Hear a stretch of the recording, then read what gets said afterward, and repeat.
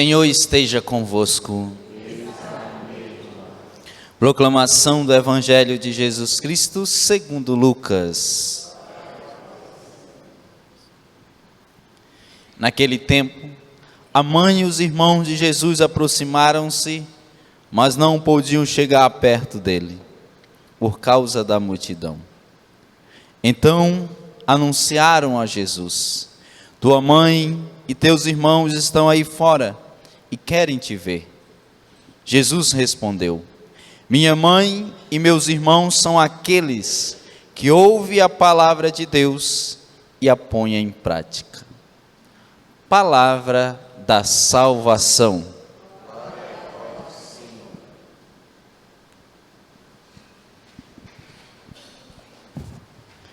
Tua mãe e teus irmãos estão aí fora e querem te ver. Uma primeira coisa, situando você no contexto do Evangelho, é bem provável, fazia dias que Jesus não via sua mãe, seus parentes e assim por diante. Hoje nós temos a facilidade de locomoção. Estamos aqui de carro, temos 5 quilômetros para percorrer, 5 minutos estamos lá. Ou mesmo se for de uma cidade para outra, meia hora, 1 hora no máximo, estamos lá. E assim o fazemos com muita tranquilidade. No tempo de Jesus não. 10 quilômetros era longe, 40 quilômetros nem se fala, 50 nem se fala. Jesus, quando ele começou o seu ministério, os 3 anos de ministério, é bem provável que pouquíssimas vezes ele esteve na sua casa propriamente. Porque Jesus começou a ir de lugares em lugares, de vilarejo em vilarejo, de cidade em cidade, anunciando o reino de Deus. Então ele chegava num lugar e ia para o outro, do outro ia para o outro e assim por diante.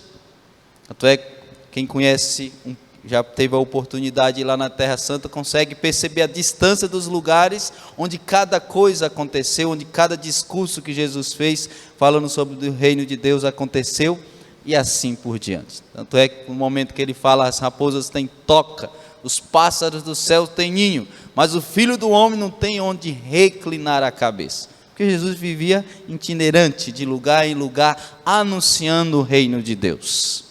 Então é bem provável, a partir desse cenário do que fala aqui o evangelista São Lucas, que fazia dias que Jesus não tinha visto a sua mãe. E queria ver, a sua mãe queria o ver. E aconteceu de estar provavelmente numa região próxima. E ali foi até Jesus para ver. Só que esse não é o mais importante. Eu estou só situando você no contexto aqui para entender um detalhe. Jesus poderia, e Jesus é um grande pedagogo, poderia ter deixado tudo o que ele estava fazendo, os outros ali, e ter ido lá com a sua mãe, com os seus parentes, mas não o fez assim. Jesus se utilizou daquela ocasião para dizer e para ensinar algo maior, que com ele estava nascendo uma nova família, que não era mais só uma família de sangue propriamente, era mais do que isso. Ali estava nascendo a família do povo de Deus, que todos, sem exceção de ninguém, que não era mais só aqueles que faziam parte do judaísmo, não, era todo mundo. Não era só aqueles que faziam parte da família de sangue, não, era todo mundo. Poderia fazer parte da sua família também. Todo mundo poderia ser seu irmão. E nesse contexto próprio, ser sua mãe, seu parente próximo. E como é que alguém se torna parente próximo, irmão de Jesus, mãe de Jesus? Se coloca em prática a sua palavra. Aqui Jesus estava já anunciando o algo maior. Ele assumindo cada um de nós como seu irmão. Isso significa assumir cada um de nós nos tornarmos verdadeiramente filhos de Deus. Que nós somos filhos no Filho Jesus. Nós não somos um filho independente, não. Nós somos filhos no Filho que é Jesus. Ele estava falando aqui já da grande família do povo de Deus, que seriam aqueles que iriam abraçar a fé, aqueles que seriam batizados, aqueles que iriam passar a colocar em prática o que até então ele estava anunciando. Porém, e aqui está um ponto importante a ser destacado, que para fazer parte desta grande família de Jesus, fazer parte diretamente de ser família do Senhor, tem algumas regrinhas, que a gente pode resumir em uma, e essa uma se expande para tantas outras. Versículo 21. Minha mãe e meus irmãos são aqueles que ouvem a palavra de Deus e a põem em prática. Veja duas coisas: ouve e põe em prática. Para fazer parte da família de Jesus, tem que cumprir essas duas regras principalmente: ouvir e colocar em prática. Não pode ser só ouvir, não, tem que ser muito mais. Só ouvir é insuficiente. O que faz valer para ser família é quando coloca em prática a palavra do Senhor. E isso nós devemos assumir muito bem, porque senão corremos um sério risco de ouvir a palavra do Senhor, sabermos até muito sobre a palavra do Senhor, sermos bons teólogos, interpretadores da lei, sabermos a Bíblia de cor e salteado, é insuficiente. Só saber da palavra de Deus é insuficiente. Isso aí até o capiroto sabe. Ele conhece as Escrituras, e conhece muito bem, mas não conhecer não é tudo. O que é tudo? Quando eu conheço e conhecendo coloco em prática. Aí sim, aí a coisa está resolvida, aí a coisa está entendida, quando a palavra do Senhor é transformada em vida. Se tivermos de traduzir em outras palavras, o que significa colocar em prática? Quando eu ouço a palavra do Senhor e coloco na minha vida. Isso que é colocar em prática. Ouvir a direção do Senhor, o que foi que Ele me instruiu, o que Ele me direcionou, ali eu vou e coloco em prática. Eu vou e trago para a minha vida. Se eu trago para a minha vida, significa que eu estou colocando em prática a palavra do Senhor. Simples assim. Olha só como a palavra de Deus é simples. Nós às vezes complicamos, mas a palavra de Deus em si é muito simples. Ouço o que Deus está mandando, o que Deus está pedindo, é isso que eu vou fazer. Cada vez mais nós, como bons cristãos, precisamos entender isso, mas muito mais do que intelectualmente, como eu acabei de vos dizer, porque tem muita gente que entende muito da Sagrada Escritura, só não coloca em prática. Olha só que reza o salmista: guiai-me, Senhor, no caminho de vossos preceitos. Guiai-me, Senhor, no caminho de vossos preceitos. É preciso nós olharmos para as leis de Deus e confrontarmos com a nossa vida. Eu estou sendo fiel? Eu estou colocando em prática? Qual o mandamento da lei de Deus que eu não estou vivendo? Qual o mandamento da lei de Deus que eu não estou colocando em prática? Porque se não estou colocando em prática o mandamento do Senhor, significa que eu até sei, eu até ouço a palavra de Deus, mas está faltando a segunda parte.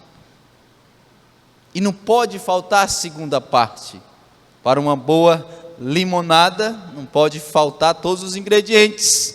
Tem que ter o limão, tem que ter a água, tem que ter um açúcarzinho para dar uma incrementada, aí fica uma delícia. Aí você pode acrescentar outras coisas, coloca um gelo, num dia quente aí é demais, aí fica uma delícia. Mas não pode faltar, usando dessa analogia no ingrediente de uma limonada, faltou, por exemplo, o limão. Não é limonada não, pode ser qualquer outra coisa, menos limonada. Pode ser garapa, vamos falar na minha terra, mas limonada não é não. Ou seja, é preciso ouvir a palavra, mas essa palavra tem que ser colocada em prática. E como é que se coloca em prática? Confrontando o de que Deus pede, o que Deus ordena com a minha vida. Simplesmente assim, se a minha vida está em conformidade com os preceitos do Senhor, com os mandamentos do Senhor, e tudo aquilo que não está em conformidade, com os mandamentos, aquilo que é da minha vida, que não está em conformidade com os mandamentos, significa que eu estou fora daquilo que é vontade de Deus. E nós não podemos caminhar fora da vontade de Deus. Não, nós devemos caminhar dentro da vontade de Deus, em conformidade com a palavra de Deus. Portanto, no dia de hoje, algo que nós podemos fazer, motivados por essa liturgia, é exatamente isso: confrontar a palavra de Deus com a nossa vida. O que na nossa vida está em contradição com a palavra de Deus? Porque a regra da vida de um cristão é o Evangelho. Não é outra coisa não, é o Evangelho. A regra de vida de qualquer cristão é o Evangelho. Qualquer coisa na vida que não está em conformidade com o Evangelho, precisa deixar, abandonar, e precisa confrontar, e aí passar a colocar em prática. Que o Senhor cada vez mais nos dê sabedoria, inteligência, por intercessão de Nossa Senhora, para verdadeiramente colocarmos em prática a palavra de Deus. Não só ouvirmos, mas do que isso, colocarmos em prática. Porque somente colocando em prática nós poderemos pertencer à família de nosso Senhor Jesus Cristo. E, para concluir, pertencer à família de Jesus Cristo é ter a certeza de uma permanência permanente, até ser redundante com a palavra, uma permanência permanente. O que isso significa, Padre? Eu sei que eu sou família de Jesus hoje e continuarei sendo família de Jesus amanhã por toda a eternidade. Olha só, permanente, uma permanência permanente. É preciso ser família hoje. E como é que eu sou família hoje? Colocando em prática a palavra de Deus. E colocando em prática a palavra de Deus, eu sei, é garantia, não por mérito, aí que está, não é um mérito pessoal, é graça, por graça. Se eu sou família de Jesus hoje, serei família de Jesus por toda a eternidade.